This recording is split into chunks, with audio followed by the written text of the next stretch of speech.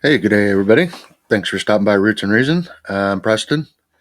And hey, I apologize for the absence. Was out hiking trying to scope out a new fishing spot, and it was a little slick out there, and I ain't as young spring chicken anymore. And man, I took a tumble and just wrenched my knee off. It was a mess.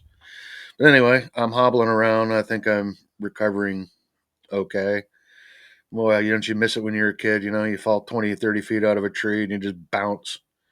Now it's like all of a sudden you sleep funny on the couch after a nap, and it's like, good Lord, it takes 2 days to recover. Anyway, um, had a weird bit of synchronicity here. Life is rhyming once again. Um, I had been reading, I have the first three books of a 12-book series called The History of Civilization by William Durant. And I remember reading this back in high school. Believe it or not, we actually used to read things like that in high school. Um, I don't have the rest of the books. So I'll have to go to the library and check them out. But I had an old childhood friend call me. This guy named Zoltan. I mean, look, when you got a friend named Zoltan, I mean, how badass is that? Um, him and I are not of the same political persuasion, but he's an honest broker of ideas and opinions, and uh, he's a well-reasoned individual. He's the kind of person that you could actually sit down and have discussions with, and get a little bit frothy and stuff, but not have to worry about things like resulting to like name calling and stuff that so much political commentary usually does. But anyway, we had gotten onto the subject about my lack of faith and trust in our institutions. And I'd mentioned Sabine Hofstetter and talking about some vaccine stuff, and where I said, I want to believe in institutions, whether it's government and science or finance, whatever. I wish I had more faith. I've lost a lot of my faith through merely experiencing 55 plus years of history. And I read and I can reason through things fairly well. And he's certainly much more optimistic than I. Uh, he still believes that, there are more people with their hearts and minds in the right place trying to do the right thing in government. And him and I certainly differ about that. And I don't know what they might. I mean, there's certainly people that I do believe are in government that they're honest brokers of what they're trying to do, and they, regardless if I agree with them or not, they are sincerely trying to make or govern as best as possible. And anyway, I wanted to kind of just touch a little bit on that of kind of where we're at, and how this dovetails into the whole kind of thing with William Durant's History of Civilization. I always go back. I'm trying to get the view from the moon again before I get granular. And one of the kind of notes that we've both talked about or kind of agreed upon is change that's taking place is part of it. So, anyway, let me just go ahead and then zip right over there to get this pulled up. Okay. Government is essentially a body of persons that constitutes the governing authority or political unit or organization, such as, anyway, we have a variety of means of this. The purpose of government is to maintain order, stability, protect individual rights, provide essential services for citizens. This includes making and enforcing laws, providing common defense, and for the general welfare. Essentially, government exists to ensure the safe, just, and prosperous society. Okay, so government is just basically a means of control. It's not a bad thing. It's a bunch of people that live together, and it's something larger than a family or a small community of farmers or something. As there's more people in a society, you need more rules. We got to be able to account for everybody's positions and things. Anyway, some of the issues with governing, and I'm making a lot of reference to William Durant's History of Civilization. Okay. In this, William Durant, the author of Story of Civilization, talking, and he's paraphrasing the thoughts of Plato, 2,260 years or something like that. The parts and quotes are from Plato's The Republic, but the emphasis is mine.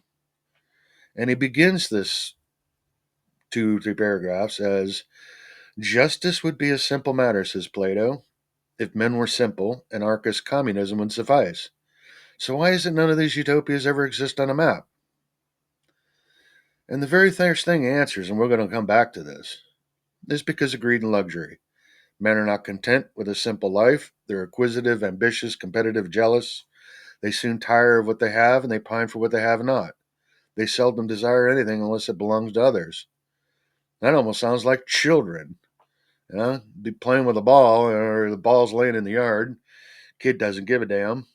All of a sudden, the little brother, little sister picks it up, and all of a sudden, now you want it. I mean, it's literally human beings aren't that far removed from children.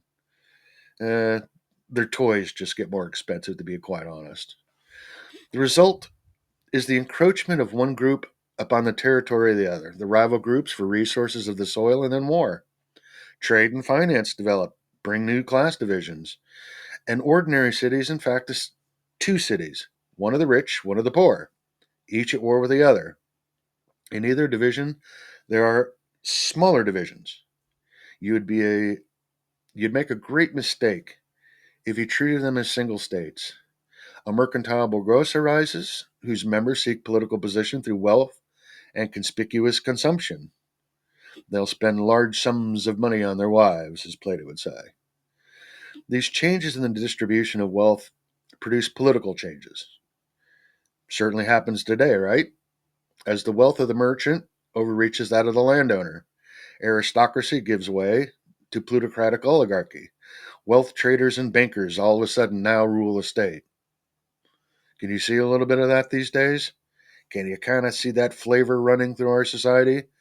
Just how much power and influence do the Jeff Bezos and Musks and Sam Altmans and these folks really have in our society? The guy that owns BlackRock. I mean, it's just it's staggering amount of money and power that these people wield through that.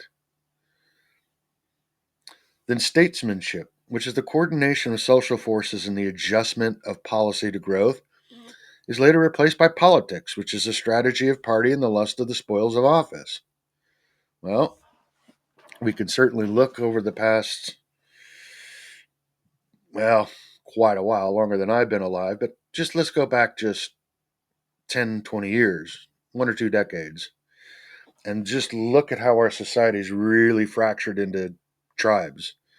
You got Democrats on one side, Republicans on the other. Even though those things really don't mean that much, we don't even use those in the same kind of context anymore. Now it's just left and right. You're a fascist, you're a right winger, or you're a left wing, a progressive, or in some case Marxist, even depending how far left you go. So we're changing the types of definitions that we're using. Now, Plato goes on, or William goes on to say that every form of government tends to perish by excess of its basic principle. Aristocracy ruins itself by too narrowly limiting the circle of power which it's confined. Oligarchy ruins itself by incautious scramble for immediate wealth. In either case, the end is revolution. Now, when revolution comes, it may seem to arise from little causes and petty whims, but though it may spring from slight occasions, it is a precipient result of grave and accumulated wrongs. When the body is weakened by neglected ills, the merest exposure may bring serious disease.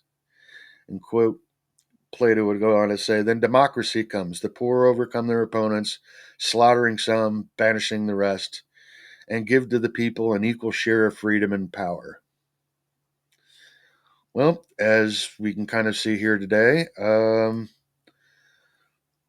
with this kind of tribalism that is so prevalent today, look what it's kind of giving kind of rise to. We've saw kind of extreme versions of the far left. We watched literally cities burning down with the CNN reporters going, mostly peaceful protests and entire streets just literally burning down and people in masks or chucking Molotov cocktails. Then on the other side of this, we get Trump. Um, Contrary to a lot of people, I will always argue that MAGA is not nearly as far right. He's a former New York Democrat. The kind of MAGA thing became more akin to something centrist or right leaning Democrats like Clinton, even, than anything far right. But we can certainly argue over that. But one thing is for sure, Trump's definitely in the whole populist vein. And you've seen that Trump's attracted a lot of people who might not otherwise. I mean, you look at his numbers with blacks, Asians, Latinos, even women. Man, compares, women voters from, 2024, compare that to 2016. Wow, staggering.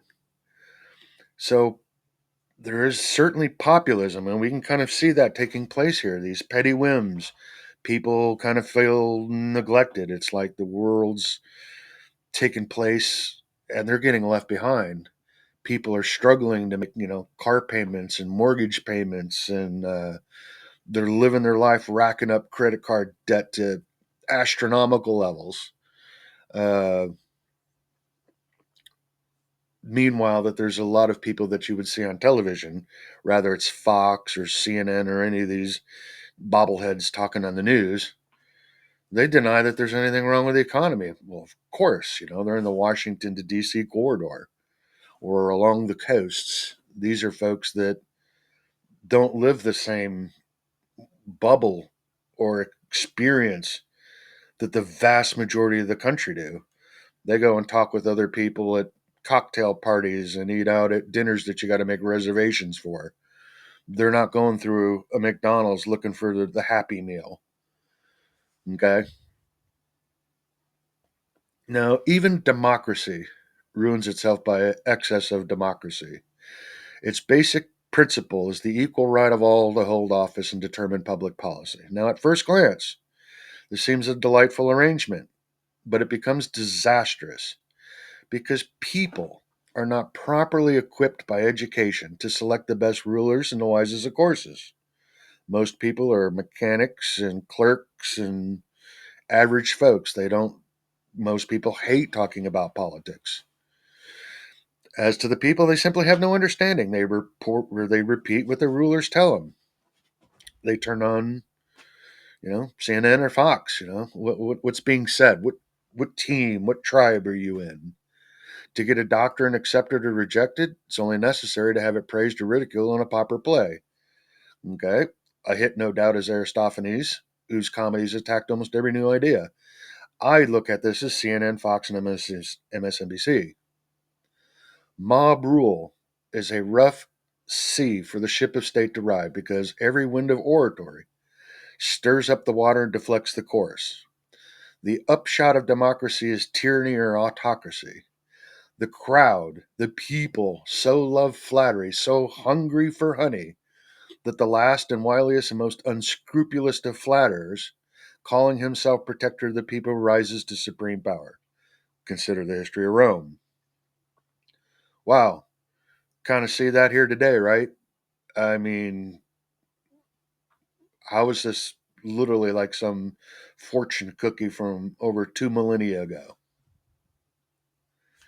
The more Plato thinks about it, the more astounded he is at the folly of leaving to mob caprice and the gullibility and selection of political officials, not to speak of leaving it to those shady and well serving strategists who pull the oligarchic wires behind the democratic stage. Plato complains that where in simple matters like shoemaking, we still think that a specially trained person will serve our purpose. But in politics, we presume that everyone who knows how to get votes knows how to administer a city or a state. I would point to Donald Trump. Sure, he's probably really good at business, but is he any good at foreign policy? Does he really have the chops? Has he really spent much time? What about the people that he chooses as cabinet? Um, what qualifications does he have in today's context to make the best choices? Some people don't care. I do care. Um, and this is some of the places of contention that I have with Trump. When we are ill, we call for a trained physician who has a degree and a guarantee of specific preparation or technical competence. We do not ask for the most handsome physician or the most eloquent one. Well, then why, when the whole state is ill, should we not look for the service and guidance in the wisest of the best? To devise a method of barring incompetence and knavery from public office, and selecting and preparing the best to rule for the common good, this is the problem of political philosophy, and why, in Plato's writings of the Republic, as he kind of came to the conclusion of Republic being, it's the worst government there is except for all the rest. And in fact, there's a group of people who are kind of considered Platonist. These were some of the early kind of purveyors of neoconservatism, neoliberalism. I would go back to like University of Chicago, Leo Strauss. Um, some of his students, if you will, like Paul Wolfowitz and others, um, were very much from the school of Platonic thought. They thought that because they were educated and skilled, they were elite politicians, specifically trained and studied, learned in the art of politics. And in some ways, I don't even entirely disagree with that. It's nice to have people who understand the art of this, the nuance of it. But unfortunately, we saw what happened with neoconservatives, now neoliberals. We end up with things like Iraq. We're told one thing that had nothing to do with the issue at the time. They're kind of liberal here domestically, but when it came to foreign policy, they're very hawkish. Now that's a bit of an issue. And now keep in mind, this is over 2 millennia ago, and just these handful of thoughts, you can certainly see it's like literally we haven't changed that much, but we are changing much faster now. And I go back to the very beginning of this, and I look at the very opening of thing. Plato starts this whole kind of dialogue out, or William Durant, of saying, well, why aren't these utopias of political bliss out there? And it's because of human beings' greed and luxury. And I can't help but refer to the context of, was it Oppenheimer? I forget which maybe who it was specifically when the atomic bomb, the first one, went off. And it might have even been Einstein that said our technology exceeds our humanity. And it is.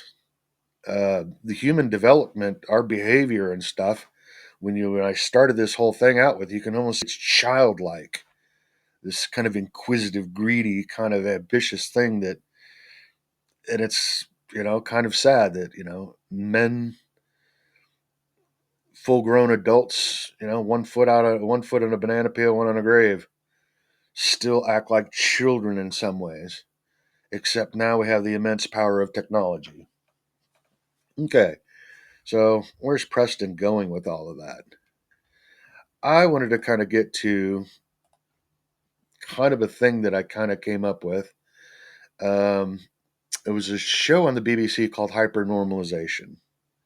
2016 documentary, Adam Curtis, and it argues that following the global economic crisis of the 1970s, governments, finance, technology, and utopians gave up trying to shape the real world. The world got so complex that government struggled to be able to adapt with the change of society technologically enough to be able to keep up.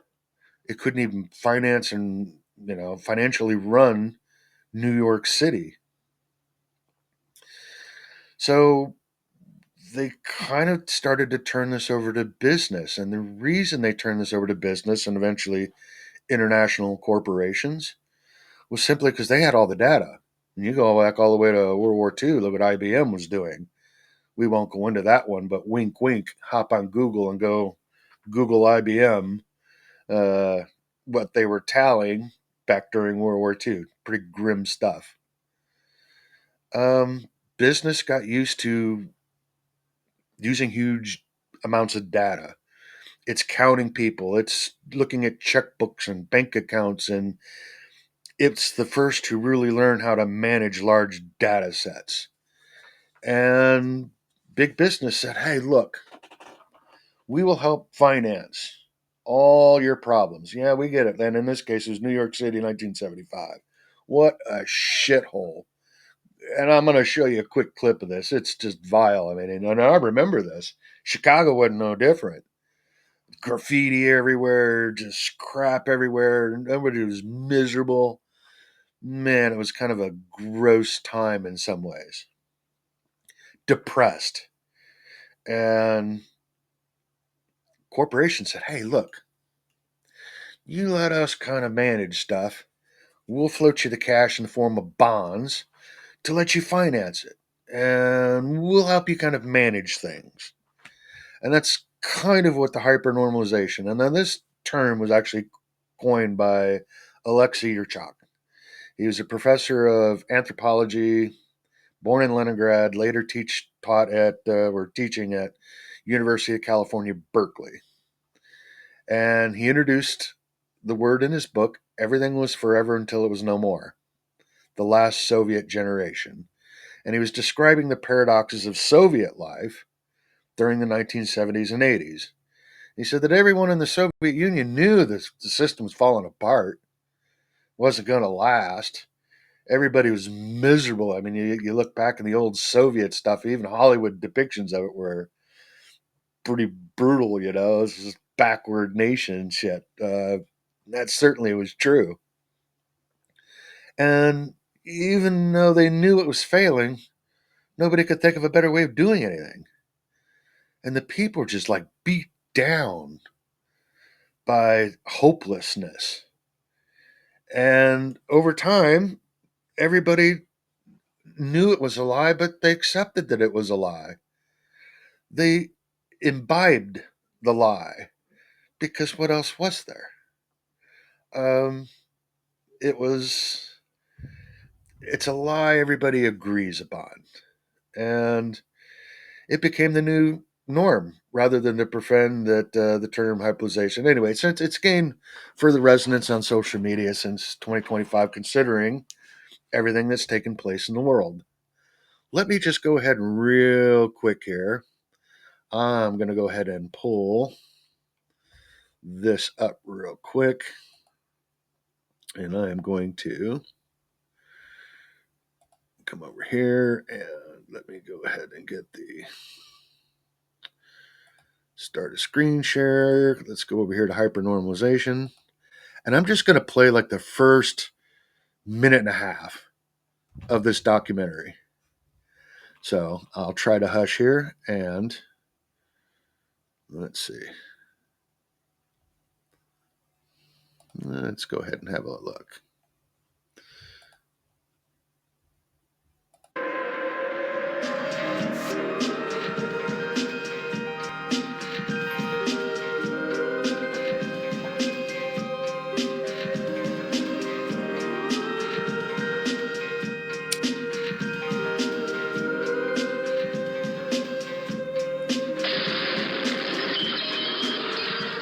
We live in a strange time. Extraordinary events keep happening that undermine the stability of our world. Suicide bombs, waves of refugees, Donald Trump, Vladimir Putin, even Brexit. Yet those in control seem unable to deal with them. And no one has any vision of a different or a better kind of future. This film will tell the story of how we got to this strange place. It is about how over the past 40 years, politicians, financiers and technological utopians rather than face up to the real complexities of the world, retreated. Instead, they constructed a simpler version of the world in order to hang on to power. And as this fake world grew, all of us went along with it, because the simplicity was reassuring. Even those who thought they were attacking the system, the radicals, the artists, the musicians, and our whole counterculture, actually became part of the trickery, because they too had retreated into the make-believe world. Okay. So that's kind of just the general gist of it. Let me get back to. Let me share this with y'all. And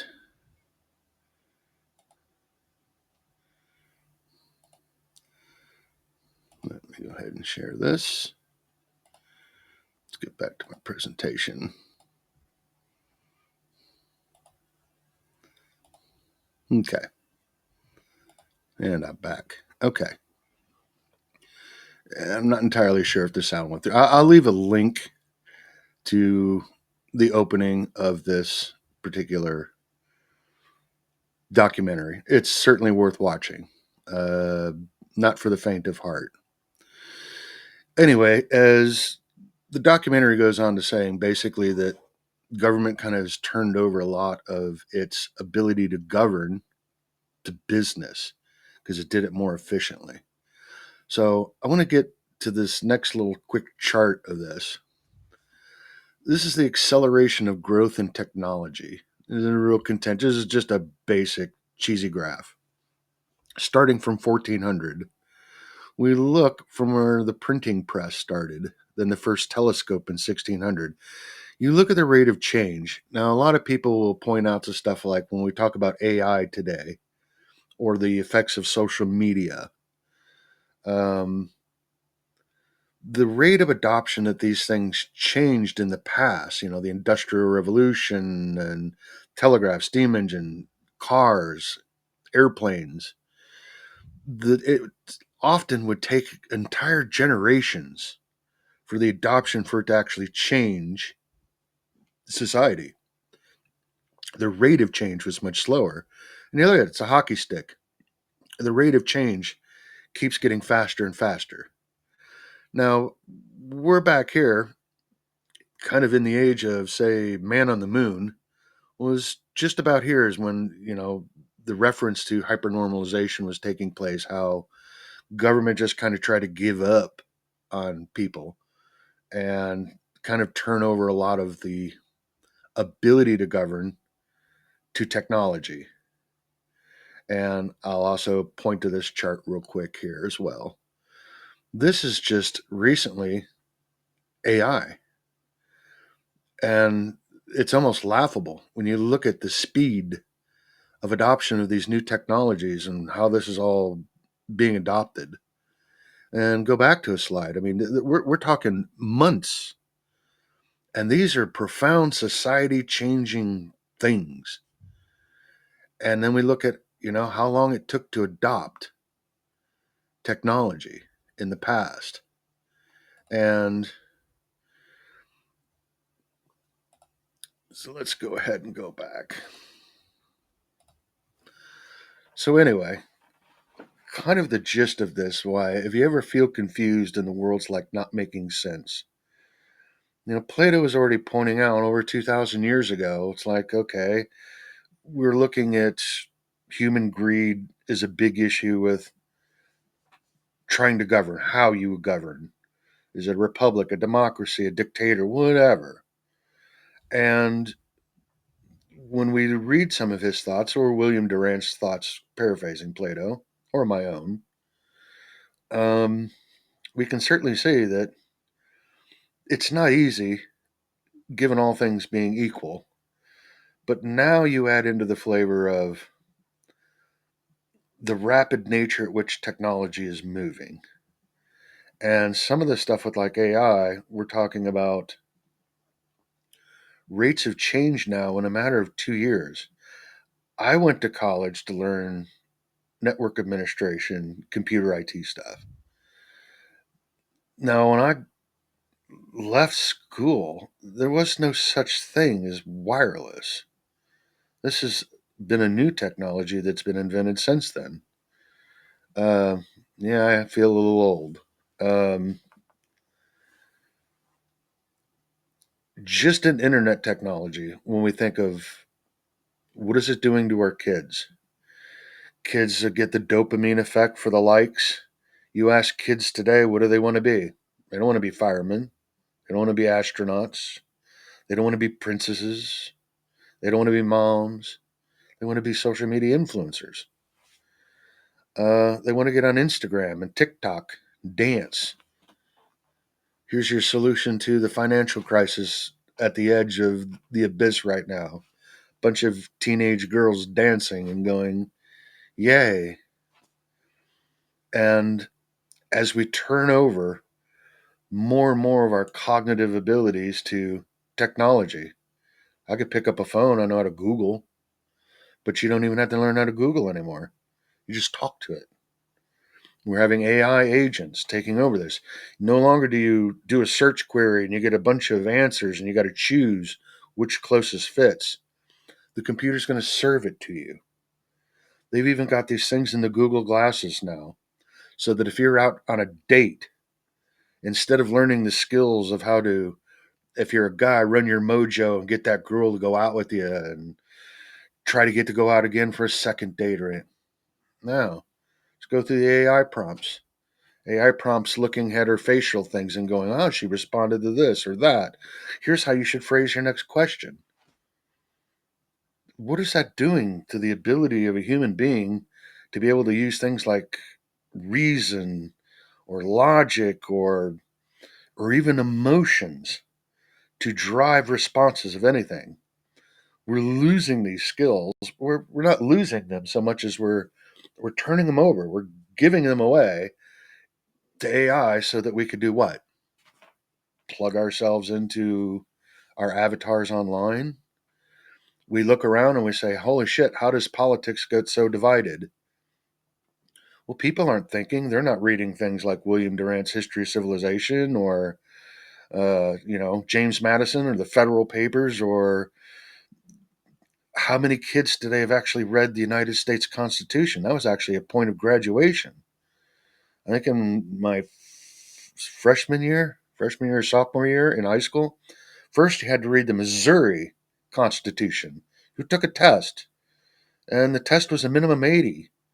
And if you didn't get 80% on it, you either had to do it over or you weren't graduating. You weren't moving on to the next grade. And in your last year, you actually had to do the United States Constitution. Same thing, 80%, you don't move. You're not going forward. And they would ask you, what's the 14th Amendment? What's the Fourth Amendment? What's the First Amendment? What are some of and these were just simple discussions that were done at a high school level.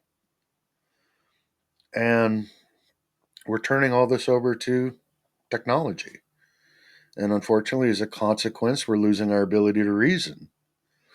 Now, aside from just the technological aspect of it, when we look back, if we want to rhyme with anything here with Adam Curtis's documentary of 1975 of the hypernormalization, which is basically, even in 1975, the rate of change trying to govern so many people with so many nuanced things was so overwhelming that all of a sudden government starts reaching out to businesses. Hey, help us kind of manage these things. Let's look at these large data sets and numbers.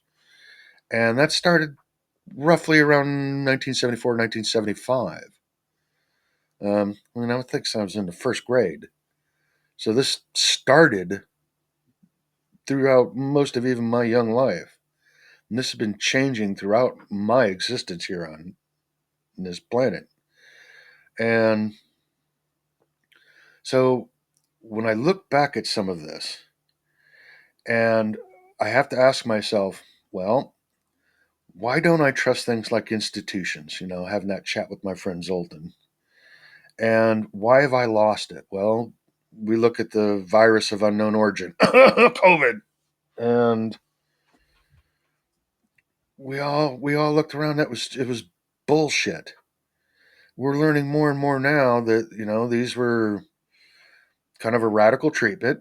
It's using the RNA. It's actually more of a gene therapy than it is a vaccine. It's not going to prevent you from getting this virus. It's not going to prevent you from transmitting it, even though they said it would. It doesn't. Doctors were pressured, entire medical centers, academic institutions, the arm twisting that took place, get in line with the program. You couldn't even, I to this day can't even say things in a certain context without getting censored on YouTube. And we all saw it. And man, that had a profound effect on people because it's in recent memory. I roll the clock back, go to 2008. Remember, Lehman Brothers said, you heard the Fed up there, nothing wrong with the housing. Housing's fine, man. Everything's peachy. And, all of a sudden, a week later, Lehman's tanking, stocks at $2. Everything's melting down. We watched one of the largest transfers of wealth in the United States, globally, actually, that ever took place. People's entire savings and things like their pensions, and most people have their most of their wealth is tied up in their home, and equity, and it just wiped out people and put a lot of homeless people out there, put a lot of people in a crunch. Let's roll the clock back a little further. Let's go back to 2001. 9/11 took place. We had a couple of crazy lunatic Muslim Sunnis from Saudi Arabia that were holed up in Tora Bora in Afghanistan. And after committing the worst act of terrorism, one of the worst acts of terrorism, I don't know if Pearl Harbor might be up there, um, we're told, no, it's Saddam Hussein in Iran, or excuse me, Iraq. What? As a dumb, backwards hillbilly with a simple internet connection that wasn't even a full meg. It was 768K at the time, marginally better than dial up. I'm going, well, wait a minute. What? Saddam? Oh, we know where he's got weapons of mass. Okay, so he does. How do we go from planes into the World Trade Centers and terrorism to this guy? How did he just pop up? And, then Wesley Clark goes and makes the thing, the plan was to invade 7 countries in 5 years, Syria, Libya, Iran, Iraq, and, Somalia. Uh, that's all well known. It's well established. And now it's bullshit. Tens of thousands of people lost their lives, displaced, the suffering, trillions of dollars. For what? A lie. Our government just flat out lied to us. Nobody was held accountable for it. Zero. And it just take a look at Afghanistan. You could make a rational argument to say we should have went there. And what did we end up doing? Spending nearly $1 trillion fighting the Taliban to all of a sudden 20 some odd years later give it back to the Taliban except with all of our weapons. Wait a minute. Roll it back further. Go back to the earliest days of my life that I remember. Vietnam, Gulf of Tonkin. Bullshit. It's all horseshit. Absolute bullshit.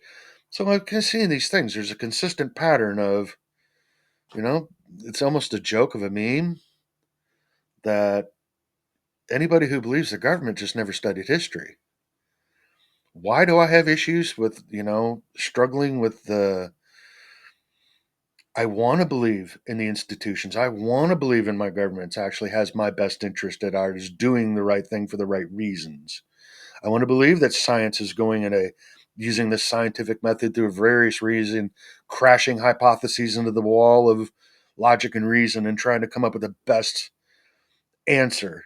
I want to know that the financial institutions out there, that if I go invest my money, it's because I think that Ajax Widget Company is a good company and I want to invest in it. I want the employees and stuff. It's going to give me back some money, a return on my investment, while at the same time using that money to be able to improve the lives of the people who work there.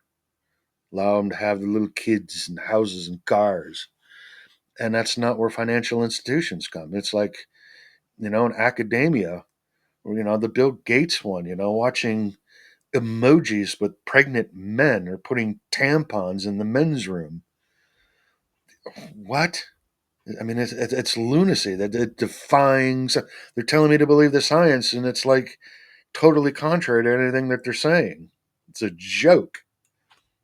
In financial institutions, well, how many times have we watched the greatest transfer of wealth of people who lied, connived, and basically bilked the American taxpayer who ended up bailing all these people out at the cost of so much suffering of American people?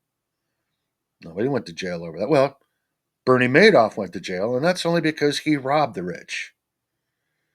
And and I don't got nothing against wealthy people. More the merrier. If you come up with the XYZ widget, you deserve to be wealthy. Good on you for doing something new. Elon, even Jeff Bezos. I find Jeff Bezos like a reprehensible, disgusting, vile man, the way he treats his people at Amazon. But I'm not going to take away for the fact that he earned it. Guy worked 18 hours a day, slept on a floor in his garage. You know, the Pareto principle. There's a small segment of people who do most of the work, and those are usually the people that benefit. Business is hyper competitive. There's only a small number of people that do that. Um, I got nothing against wealthy folks. More power to them. There is a trickle down effect to that, but you can also use your advantage, as we just heard from Plato here, that now you're able to actually affect things like the laws through government to make it tax friendly for you. So all of a sudden, through legislation over time, bit by bit, the wealthy become wealthier, the have nots, the working class, continue to decline. And this is what gave rise to Trump. Quite simple. Um, Kind of the same thing when I look at politics. It's like I always was kind of operated under, naive maybe, that the concept that like progressive thought was, we got this new idea. Let's go try it out on this. And then you would have the more conservative minded people go, all right, I tell you what, we're not going to do this nationwide. We're going to go do it over here in, Smithville, Arkansas or something. We're going to do it over here. Maybe we'll do it at a state level. If it works out okay, we'll roll it out nationally. So there was the kind of, that might be good, but before we determine whether or not it is through means testings, let's roll it out a little bit. And I always thought there was a good dynamic between left and right, not necessarily left and right, but conservative and liberal. Liberals tended to be people that had a lot of new ideas and things, and the conservatives were going, okay, well, let's not get ahead of ourselves. Okay, people can argue over the nuances of all of that you want. Again, I hate trying to box yourself into anything. I'm about as milk toast. And although someone was kind of giving me some flack about being a moderate, I consider myself reasonably moderate. I am not moderate if you compare it to like QAnon or the Blue Anon, the lunatic liberals, or the absolute nutty right wingers who, some of the stuff that's come out of there. Uh, I've got probably got family on both sides of that fence. It's hilarious. But so anyway, I certainly would like to believe in the institutions. And if you ever feel like you're swamped about it, I think one of the interesting things to do is go back and look that this is not a new problem. What is new, though, is the rapid nature of change. And we're going to be talking about that in future shows. I'm still working on getting some folks. I got to twist some arms and stuff. Not everybody's willing to get on camera and have kind of discussions about some of these things. And how might we be able to, how do we survive the change?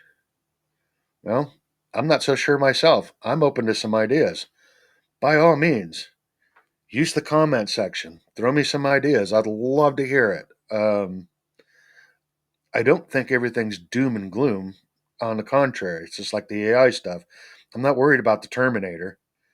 I'm more worried about kind of downstream derivative effects that we just haven't fully appreciated yet. If we're looking how our youth is just so skewed these days, and we don't really fully appreciate that there's an entire apparatus of technology that is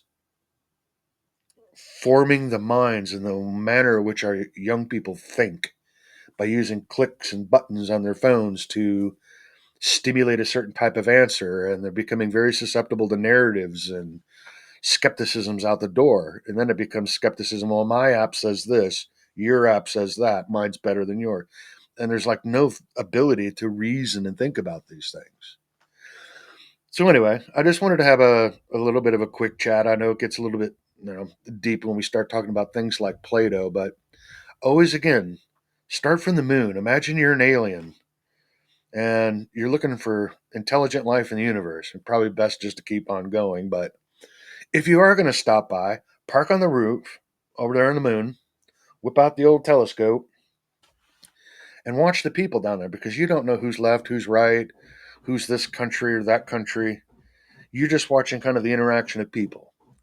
And you can be very objective on just how do people interact at a very high level. And the closer that you get to things, then you can kind of see more of the nuance of, we get more granular. We get closer to the roots. And it's kind of part of the reason for the name of this kind of a podcast is that. But anyway, certainly tune in the future. Feel free to support us by buying us a coffee there at Roots and Reason. Leave a comment, like, and subscribe. And I thank you for stopping by today. Again, always open to some comments and suggestions as far as content. What do you guys want to hear? And anyway, I hope you guys have the rest of your day. Turns out to be nice. Take care.